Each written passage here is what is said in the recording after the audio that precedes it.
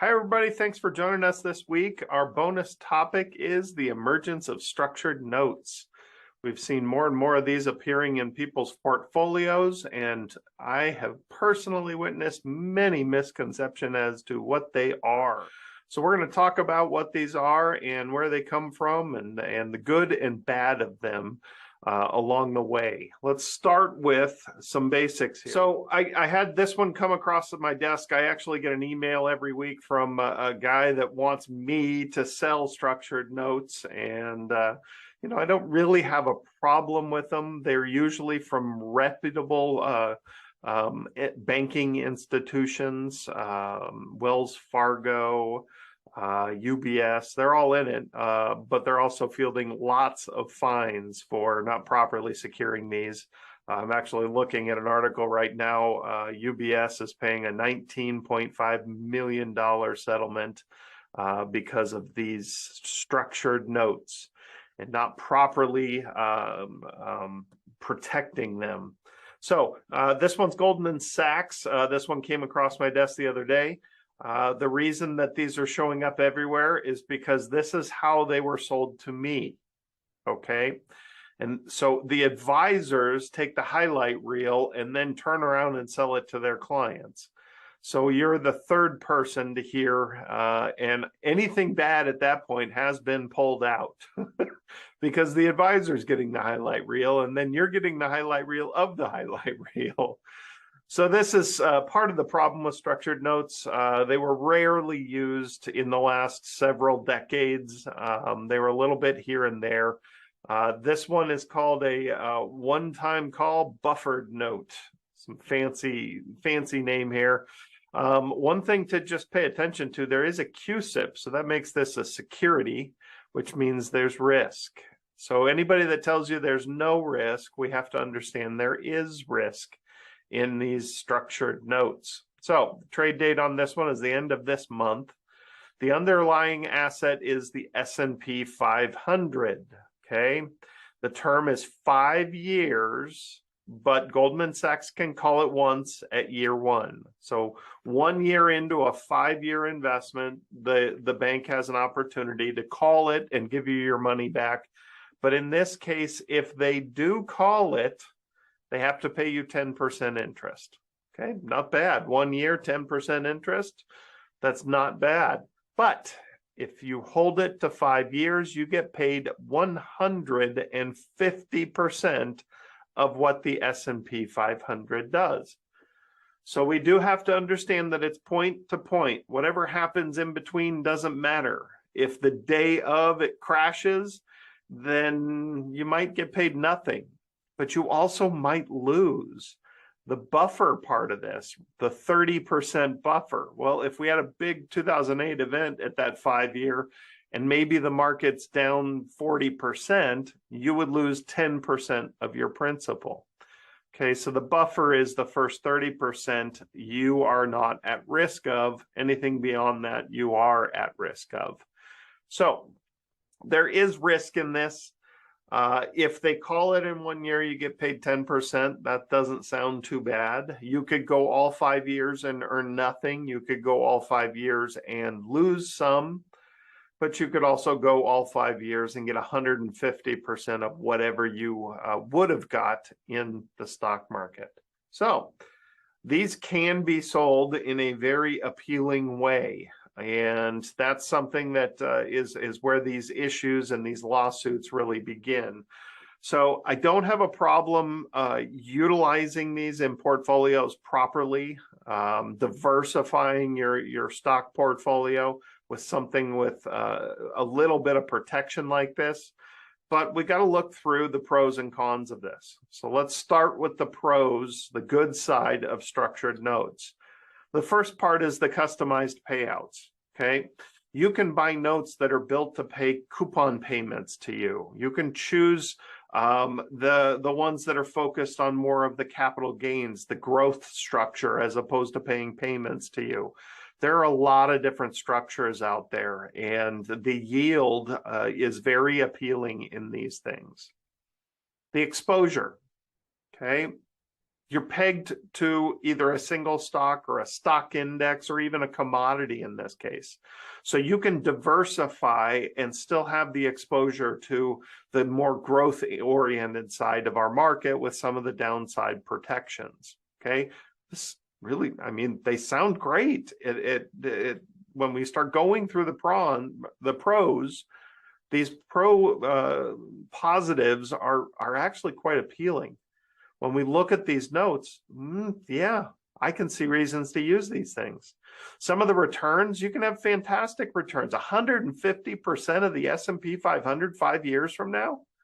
That sounds pretty darn good if it's up. Think about the last 10 years. The market, the S&P, basically went straight up other than a couple of big blips. Okay. The likelihood of it being up historically is pretty darn good 5 years from now. But we have lots of crazy fluctuations in our market. If this was the decade of 2000 through 2010, who knows if it would have been up? If it was the decade from 2010 to 2020, yeah, you can bet it was going up for sure. And this would have ended up being a great investment tool, okay? So then there's the time savings. Look, trying to emulate what some of these structured notes do is actually possible. But you're taking on a little extra risk by trying to structure it yourself. It takes a huge amount of time and brain power and knowledge of all the investing strategies, especially options trading. So when it comes to time savings, it's kind of like, do I want to buy 100 different stocks, or do I want to just buy this mutual fund that owns those stocks, or this ETF that just owns those stocks? So yes, a lot of these structured notes you are able to replicate with your own portfolio, but really we start asking ourselves why. We're adding a little extra risk into this by doing it ourselves, and we're adding a heck of a lot of knowledge and brain power, and most likely fees to an advisor that even understands how to do stuff like this. Okay, so it actually kind of sounds like they're pretty good tools. They give us the ability to have the growth of the market with a little bit of extra protection. Okay, they give us more potential earnings than if we had it all in the market.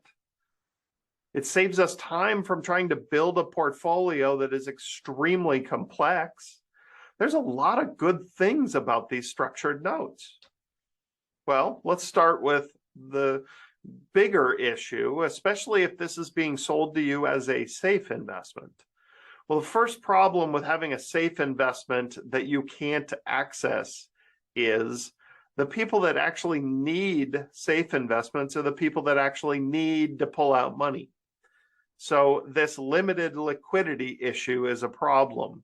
There really is not an efficient secondary market where if you needed to get out or get even $1 out of your 5-year structured note, you're not going to be able to go find somebody to buy that from you. Okay, so they do not give you access to this money. They have to be laser focused on achieving those results with their defined portfolio to give you what they promised you. Okay, pricing rigidity. Okay, this goes back to you can't sell it. Okay, the pricing of this, how you're going to get paid, it's all laid out in a contract. It's very strict and rigid. There's no waking up, I'm going to sell this to somebody else. You're working directly with a banking like Goldman Sachs or UBS or Wells Fargo or any of those other bigger entities that are creating these. Okay. Call risk. Yes, they can call. And some of these are very clearly defined on a single date that they can call and what they have to do if they call. But some of them are not. Some of them leave it open to call any day after the first year. Well, what if they get all the way to 4 years and 9 months and the market's up 250% and they call it and give you 10%? Well, that's a risk. That's not getting paid as much as you wanted to get paid. So understanding and reading the contract becomes really important. But We have to understand the complexity of these contracts, and that gets really difficult. There's also lots of ways to hide fees. The reason that the big box shops are starting to use these is because they can sell them as a safe investment, something that gives you a bit of a buffer on that market, a bit of safety on the market. But they can also continue to charge their management fee on these. They can hold them within the portfolio, and that's their problem with things like annuities, these outside assets that they have a difficult time actually charging management fees on. Okay, so these they can charge management fees, and that's why they're becoming so popular, is because they fit right into the traditional matrix. So not only can your advisor continue to charge fees on these things, even though they're not managing it, right? That management fee is there for them to give you help with your investing strategies and everything else in your financial life. But these guys are handing the money to somebody else and charging you fee to manage that investment, even though they handed it to somebody else.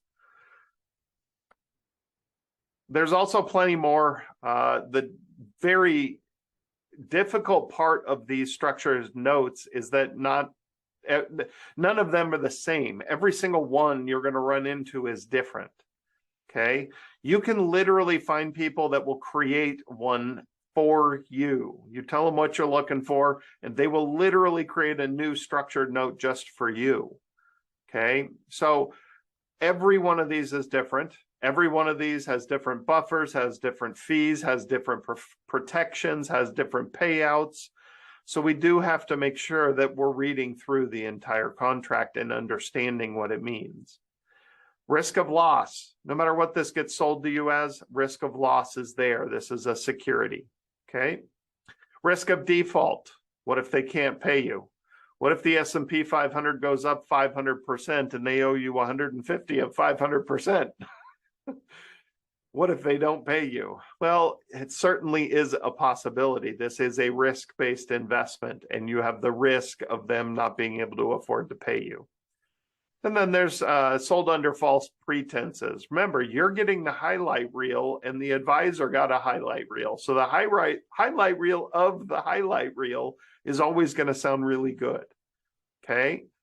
So that's one of the huge reasons right now I'm telling people to be careful about these. I don't mind them, but they really should be a little piece of the portfolio, not relying on it to fund a retirement.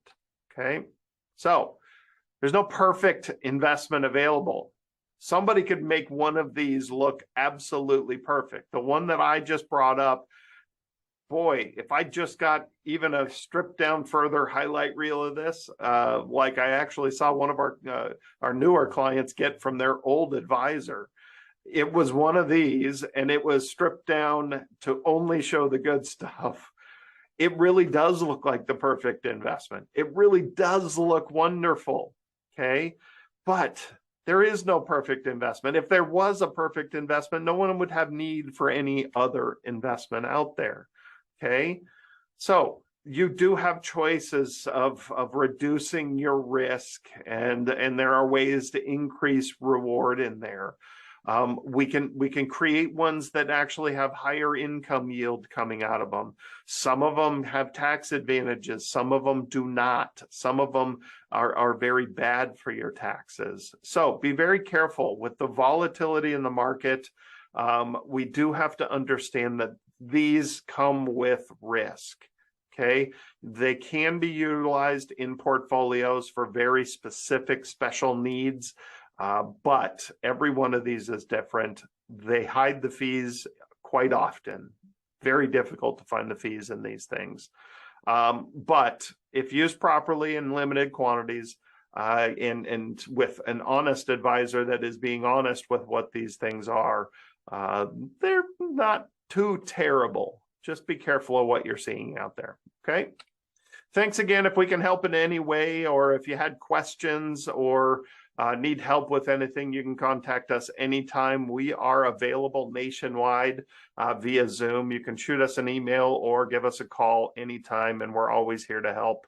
The YouTube page also, please help us out, like the video, but more than anything else, please subscribe below. Make sure you're a subscriber. We're adding content every single week, and we try to keep it short and sweet like this. Hopefully this gave you a little bit of help in understanding what these structured notes are. Thanks again. We'll talk to you soon.